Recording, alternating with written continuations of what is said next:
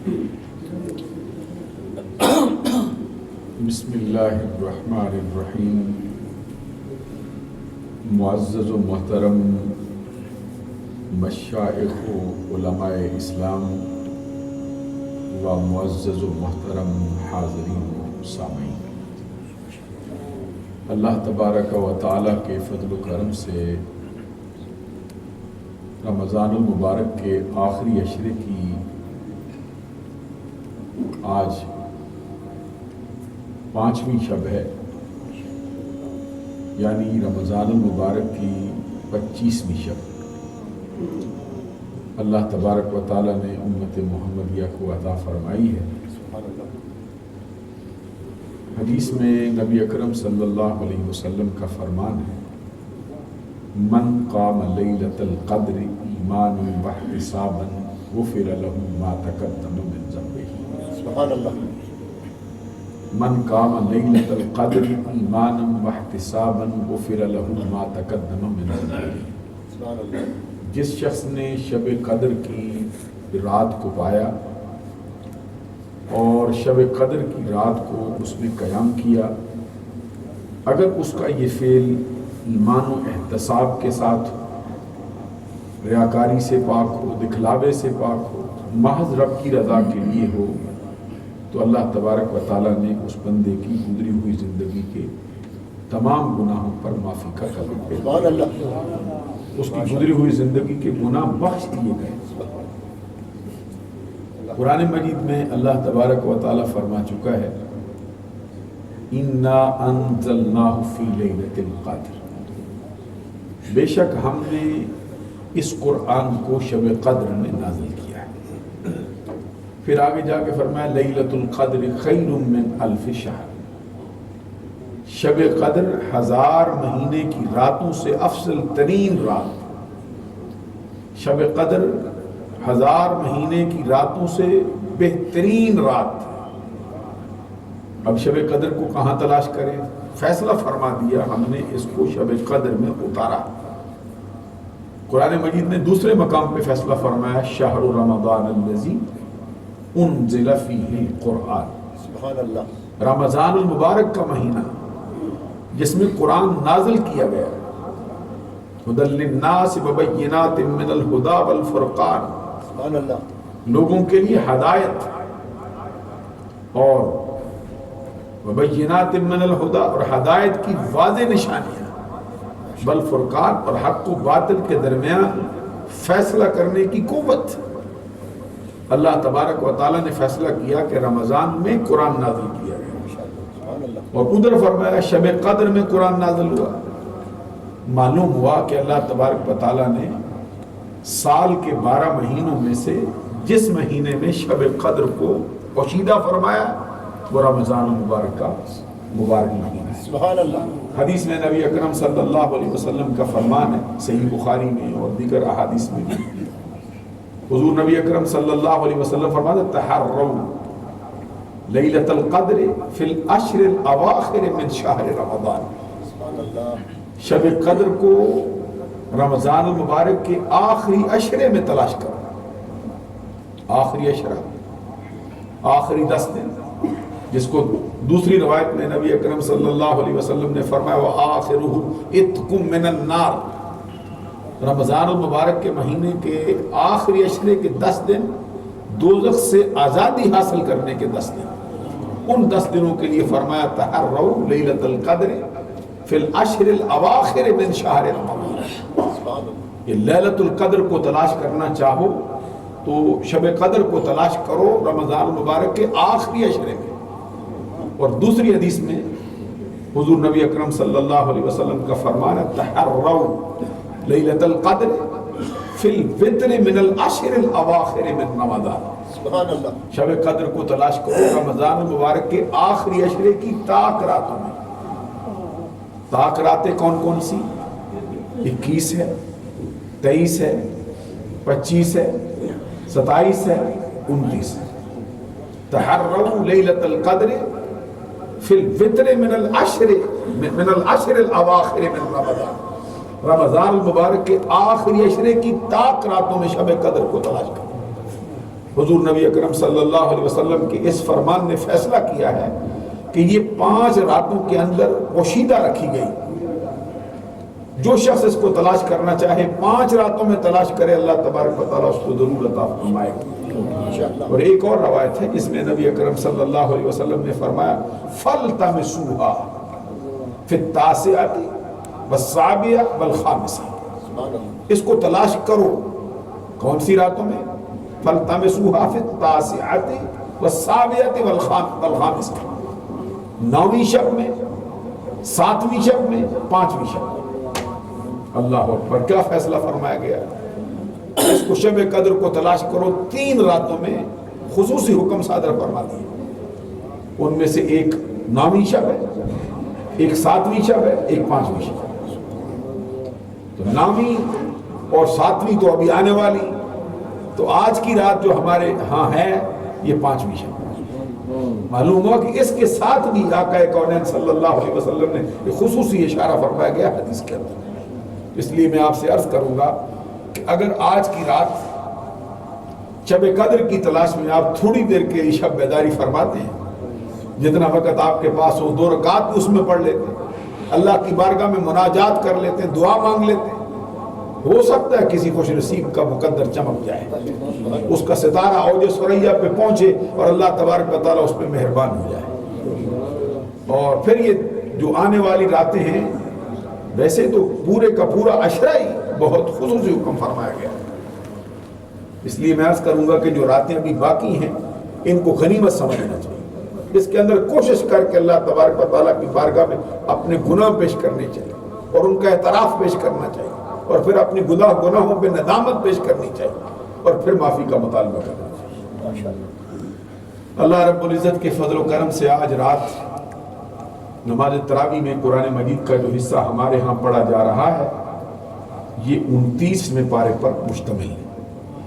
29واں پارہ 9 صورتوں پر مشتمل ہے، ان 9 میں سے 8 صورتیں ایسی ہیں جو نزول کے اعتبار سے مکی ہیں، ایک سورہ مبارکہ ان میں سے ایسی ہے جو نزول کے اعتبار سے مدنی ہے، اور وہ سورہ مبارکہ ہے سورہ دہر، هل اتى على الانسان حين من الدهر لم يكن شيئا مذكورا، یہ سورہ دہر ہے جو نزول کے اعتبار سے مدنی، اور ویسے یہ ہے کہ جتنی صورتیں آئی ساری کی ساری 2 رکوعوں پر مشتمل ہے۔ سب سے پہلے جو سورہ مبارکہ پڑھی جائے گی وہ سورہ ملک ہے، جس کو نبی اکرم صلی اللہ علیہ وسلم نے فرمایا مانعہ و منجیہ، یہ ایسی سورہ ناجیہ و منجیہ، یہ ایسی سورہ مبارکہ جو نجات دینے والی تھی، کس سے؟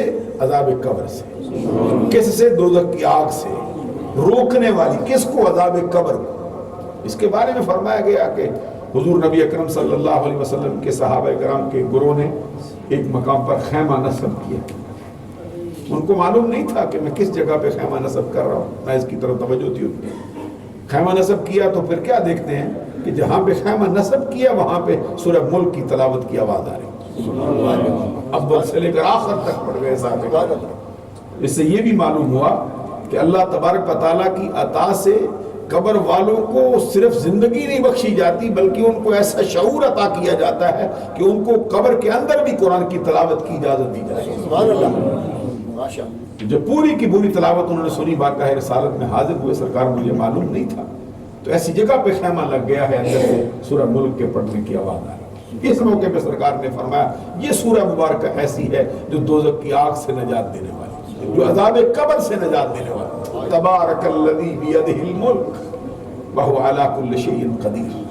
الذی خلق الموت والحیاۃ لیبلوکم ایکم احسن عملا وہو العزیز الغفور الذي خلق 7 سماوات طباقا ما ترى في خلق الرحمن من تفاوت فارجع البصر هل ترى من فطور ثم ارجع البصر كرتين ينقلب اليك البصر خاسئا وهو حسير۔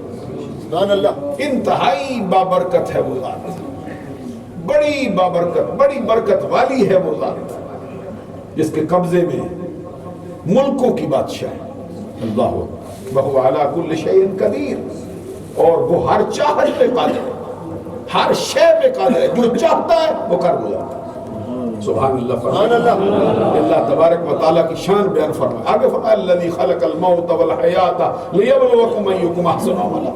اس نے پیدا کیا موت کو اور زندگی کو. یہاں موت کا تذکرہ پہلے کیا ہے, زندگی کا تذکرہ بعد میں فرمایا. کیوں کیا موت زندگی کیوں پیدا ہوئی؟ لیبلوکم, تاکہ تمہیں آزمائے. ایکم احسن عملا, کس کے عمل اچھے, کون اچھے اعمال کرتا ہے. یہ سورہ مبارکہ جو ہے 30 آیات پر مشتمل ہے. 2 اس کے اندر رکوع ہے. اس کے بعد جو اگلی سورہ مبارکہ پڑھی جائے گی اس کا نام سورہ قلم. آپ کو معلوم ہے ایک تو یہ ہے قلم جو لکھا جاتا ہے, نون والقلم وما یسطرون, قسم ہے قلم کی اور اس کے لکھے ہوئے کی. اللہ اکبر, کیا شان ہے. یا تو یہ قلم ہو سکتی جن سے علماء لکھتے, جن سے حق لکھا جاتا, یا پھر وہ قلم مراد نور کا قلم ہے لوح محفوظ پر جسے لکھا جاتا ہے. سبحان اللہ فرمائے. ایک حدیث میں فرمایا گیا کہ اللہ تبارک و تعالیٰ نے سب سے پہلے قلم کو پیدا فرمایا. اول ما خلق اللہ القلم, اللہ تبارک و تعالیٰ نے سب سے پہلے قلم پیدا کیا اور پھر قلم کو پیدا کر کے فرمایا لکھ. تو قلم نے اللہ کی بارگاہ میں عرض کیا مولا کیا لکھوں؟ اللہ تبارک و تعالیٰ نے فرمایا لکھ جو کچھ ہو چکا ہے وہ بھی, اور لکھ جو کچھ ہونے والا وہ بھی. بعض حضرات نے کہا یہ سب سے پہلے قلم پیدا ہوئی. اب یہاں یہ بات توجہ طلب ہے کہ اگر قلم سب سے پہلے پیدا ہو پھر یہ کیوں فرمایا جو کچھ ہو چکا ہے وہ بھی لکھ, جو ہونے والا وہ بھی لکھ. سبحان اللہ. معلوم ہے قلم سے پہلے بھی کچھ ہو چکا ہے, اور وہ کیا ہے جس میں سرکار دو جہاں صلی اللہ علیہ وسلم نے فرمایا اول ما خلق اللہ النور. اللہ تبارک و تعالیٰ نے سب سے پہلے میرا نور پیدا فرمایا, میرے نور کو تخلیق فرمایا. تو یہ ہے جو کچھ ہو چکا ہے. اور اس سے یہ بھی معلوم ہوا کہ قلم کو بھی علم دے دیا گیا, جو کچھ ہو چکا اس کا بھی علم دیا گیا, جو ہونے والا اس کا بھی علم دیا گیا. تو اگر اللہ تبارک و تعالیٰ قلم کو عطا فرما سکتا ہے, اپنے محبوب محمد عربی کو نہیں فرما سکتا. وہ جو صحیح مسلم میں جلد 2 میں صفحہ 390 پر بڑی مشہور اور معروف حدیث آئی جس میں سرکار دو جہاں صلی اللہ علیہ وسلم کے بارے میں صحابی کہتے ہیں حضور نبی اکرم صلی اللہ علیہ وسلم نے ہم کو فجر کی نماز پڑھائی فصائد المنبر. حضور نبی اکرم صلی اللہ علیہ وسلم منبر پہ تشریف فرما ہوئے نماز پڑھانے کے بعد, اور پھر ہم کو خطاب کرنا شروع کیا. کرتے رہے حتی حضرت الظہر, یہاں تک کہ ظہر کی نماز کا وقت ہے. توجہ طلب ہے, فجر کو شروع ہوا خطاب سرکار, ظہر کی نماز تک جاری رہا. فنزل ثم صلى ثم صعد المنبر فخطبنا. سرکار دو جہاں صلی اللہ علیہ وسلم ظہر کی نماز پڑھانے کے لیے منبر سے نیچے جلوہ فرما ہوئے, اور سرکار نے پھر خود نماز پڑھائی. نماز پڑھ کے پھر منبر پہ چڑھے, پھر خطاب کرنا شروع کیا. پھر خطاب کرتے رہے یہاں تک کہ حتی حضرت العصر, عصر کی نماز کا وقت ہے. ثم نزل ثم صلى ثم صعد المنبر. پھر سرکار عصر کی نماز کے لیے منبر سے نیچے آئے ہیں, نماز عصر پڑھائی ہے, پھر منبر پہ چڑھ گئے. اللہ اکبر. یہ فجر کو شروع ہوا تھا خطاب سرکار, اتنا لمبا سرکار کا خطاب جاری رہا. عصر کی نماز پڑھا کے پھر منبر پہ چڑھے فخطبنا. پھر سرکار نے خطاب شروع کیا. کرتے رہے حتی غربت الشمس, یہاں تک کہ سورج غروب ہو گیا. تو صحابی کہتے اس دن سرکار نے کہاں سے شروع کیا, کہاں تک بتایا, کتنا علم دیا. کہتے فاخبرنا بما کان وبما هو کائن. اس دن سرکار نے اپنے خطاب کے اندر جو کچھ ہو چکا اس کی بھی خبر دے دی, جو کچھ ہونے والا تھا اس کی بھی خبر دی. اسی لیے اہل سنت نے کہا کہ آقا کونین صلی اللہ علیہ وسلم کو اللہ نے علم ما کان وما یکون عطا کیا. اور خود نبی اکرم صلی اللہ علیہ وسلم کا جو فرمان ہے ان اللہ تعالی قد رفع لی الدنیا فانا انظر الیہا والى ما هو قائم فیہا الى یوم القیامہ کانما انظر الى کفی هذه. اللہ تبارک و تعالیٰ نے میرے سامنے سے کائنات کے پردے اٹھا دیے. میں کائنات کی ابتدا سے لے کر کائنات کی انتہا تک ہر شے کو ایسے دیکھتا ہوں جیسے اپنی ہاتھ کے ستیلی کو دیکھتا ہوں. یہ حضور نبی اکرم صلی اللہ علیہ وسلم کو اللہ تبارک و تعالیٰ نے مرتبہ عطا فرمایا. اور جب یہ قلم کو اللہ تبارک و تعالیٰ نے پیدا فرمایا, اس سے کہا لکھ. پھر اس نے عرض کیا مولا کیا لکھوں؟ ہمیں جو ہو چکا وہ بھی لکھ، جو ہونے والا وہ بھی لکھ۔ سبحان اللہ کی آواز سننا۔ یہ سورہ مبارکہ جس کا نام ہے سورہ قلم، اس کے اندر نبی اکرم صلی اللہ علیہ وسلم کی شان میں وہ جملے بھی آئے، ما انت بنعمت ربک لمجنون، اے محبوب آپ اللہ تبارک و تعالیٰ اپنے رب کے فضل سے مجنون نہیں ہیں، آپ دیوانے نہیں ہیں، آپ پاگل نہیں ہیں۔ اللہ تبارک و تعالیٰ نے آپ پر فصاحت و بلاغت کی انتہا کر دی، آپ کو اللہ تبارک و تعالیٰ نے کمال حکمت عطا فرمائی، اللہ نے آپ کو عقل کامل سے مالا مال فرمایا، اللہ تبارک و تعالیٰ نے آپ کو نبیوں کا سردار کیا، اور اللہ نے آپ کے لیے وہ اجر رکھا غیر ممنون، ایسا اجر ہے جس کی انتہا نہیں، ایسا اجر ہے جو ختم ہونے والا ہے۔ پھر وَإِنَّكَ لَعَلَىٰ خُلُقٍ عَظِيمٍ، بے شک آپ کی جو عادت مبارک ہے وہ انتہائی اونچی شان والی ہے۔ یہ آسان معنی اس کا ہوتا کہ آپ خلق عظیم کے مالک ہیں۔ اعلیٰ حضرت امام محمد اللہ کہتے ہیں آپ کی خوبو بڑی شان والی، کیا مطلب ہے؟ آپ کی جو عادات کریمہ ہے وہ بہت اونچی شان ہے۔ حضرت عائشہ صدیقہ رضی اللہ تعالی عنہا سے پوچھا گیا تھا کہ فرمائیے کہ سرکار کے اخلاق کا حال کیا ہے، کیسے اخلاق؟ تو آپ نے فرمایا تو نے قرآن نہیں پڑھا سوال کرنے والے؟ اس نے عرض کیا پڑھا ہے، تو فرمایا سرکار دو جہاں صلی اللہ علیہ وسلم کا اخلاق پوچھتا ہے، کان خلقہ القرآن، قرآن مجید سرکار دو جہاں صلی اللہ علیہ وسلم کے اخلاق ہی کا تو بیان ہے۔ اگر قرآن مجید کے بیان کردہ اخلاق کو کسی سانچے میں سراپے میں ڈلا ہوا دیکھنا چاہتا ہے تو محمد عربی کی سیرت دیکھنا۔ خود نبی اکرم صلی اللہ علیہ وسلم کا فرمان ہے انما بعثت لاتمم مکارم الاخلاق، حقیقت یہ ہے کہ میں مکارم اخلاق کی تکمیل کے لیے مبعوث کیا گیا۔ نعرہ تکبیر، نعرہ رسالت، علماء اہل سنت۔ یہ سورہ مبارکہ جو ہے یہ بھی اپنے نزول کے اعتبار سے مکی سورہ مبارکہ، اس کے اندر 52 آیات، اور اس میں پھر نبی اکرم صلی اللہ علیہ وسلم کی بارگاہ اقدس میں جس نے حرزہ سرائی کی تھی، اللہ تبارک و تعالیٰ نے اس کا رد کیا بڑے سخت الفاظ کے ساتھ۔ پھر سورہ قلم یہ دوسری سورہ مبارکہ، 2 رکوعوں پر مشتمل 52 آیات پر۔ اس کے آگے پھر ایک اور مشہور و معروف سورہ مبارکہ جس کا نام سورۃ الحاقہ، یہ بھی 2 رکوعوں پر مشتمل ہے، 52 اس کے اندر آیات ہیں، یہ بھی نزول کے اعتبار سے مکی صورت ہے۔ الحاقۃ ما الحاقہ وما ادراک ما الحاقہ، اللہ اکبر۔ قیامت کا بیان، حق ہونے والی کیا ہے؟ اے سننے والے انسان تمہیں کیا معلوم کہ حق ہونے والی کیا ہے؟ حق ہونے والی یعنی ثابت ہونے والی، جس کا وقوع یقینی ہے۔ سبحان اللہ، سبحان اللہ۔ کذب ثمود وعاد بالقاریہ، یہاں پہ فرمایا گیا سمود کی قوم نے اور قوم عاد نے جس کھڑکھڑانے والی کو، دل ہلا دینے والی کو، زیر و زبر کر دینے والی کو جنہوں نے جھٹلایا تھا، اس قیامت کا اس کے اندر بیان کیا گیا۔ اس کے بعد پھر ایک اور سورہ مبارکہ سورۃ المعارج، یہ ذل معارج، من اللہ ذل معارج، بلندیوں والا اللہ تبارک و تعالیٰ کی شان بیان کی گئی۔ اس سورہ مبارکہ کا نام معارج، یہ بھی اپنے نزول کے اعتبار سے مکی سورہ مبارکہ ہے، 2 رکوعوں پر مشتمل ہے، اور اتفاق ایسا ہے کہ اس کے اندر بھی 52 آیات ہیں۔ اس کے بعد پھر ایک اور سورہ مبارکہ ہے جس کا اس میں گرامی سورہ نوح، پہلی ملک، دوسری قلم، تیسری الحاقہ، تیسری معارج، اور چوتھی 5ویں سورہ نوح ایسی سورہ مبارکہ ہے جو اپنے نزول کے اعتبار سے مکی سورت ہے، جس کا آغاز میں بھی تذکرہ حضرت نوح علیہ السلام کا آیا ہے اور آخر میں بھی جا کے تذکرہ حضرت نوح علیہ السلام کا آیا۔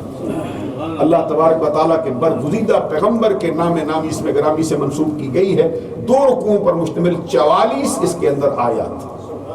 اس کے ساتھ متصل پھر آگے ایک سورہ مبارکہ جس کا نام سورۃ الجن، جیسے فرمایا گیا نا جن اور انسان 2 شعبے ہیں، ذوی العقول میں سے 3 ہیں، ملائکہ ہے، انسان ہے، جن ہے۔ قل اوحی الی انہ استمع نفر من الجن، جنات کی قوم کا تذکرہ اس کے اندر کیا گیا۔ یہ سورہ مبارکہ ایسی ہے جو 2 رکوعوں پر مشتمل ہے، اور اس کے اندر 28 آیات، سورہ جن میں 28 آیات۔ اس کی وہ مشہور و معروف آیت کریمہ جس میں فرمایا گیا عالم الغیب فلا یظہر علی غیبہ احدا الا من ارتضی من رسول. عالم الغیب، غیب کا جاننے والا اپنے غیب کا اظہار کسی پر نہیں کرتا مگر اپنے پسندیدہ رسولوں پہ فرماتا.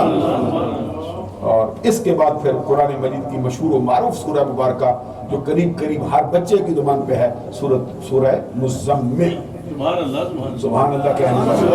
یہ بھی نزول کے اعتبار سے مکی صورت ہے. اس کے اندر 20 آیات ہیں، 2 رکوعوں پر مشتمل.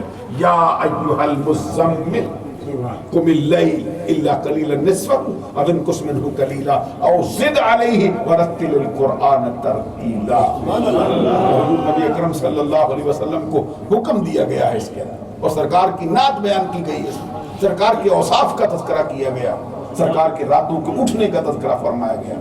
اور فرمایا یا ایھا المزمل، اے چادر اوڑھنے والا، اے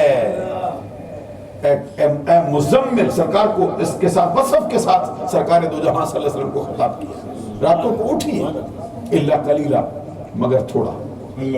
اللہ اکبر. اور زمانہ جاگے رب کہتے جاگو، محمد عربی جاگے رب کہتے جاگ ضرور مگر تھوڑا. میرا دل چاہتا ہے ساری صورتوں کا تذکرہ ہو. پھر سورہ مدثر نزول کے اعتبار سے مکی صورت ہے، اس کے اندر جو ہے وہ 56 آیات ہیں، 2 رکوعوں پر مشتمل. اس کے بعد پھر سورۃ القیامہ، اللہ اکبر، دل ہلا دینے والی سورہ مبارک. لا اقسم بیوم القیامہ ولا اقسم بالنفس اللوامہ. اللہ تعالیٰ عمل کی توفیق. یہ خصوصی طور پہ مجھے حکم دیا ہمارے محترم المقام جناب حاجی محمد ایوب صاحب پلمبر ہیں کہ وہ میرے لیے خصوصی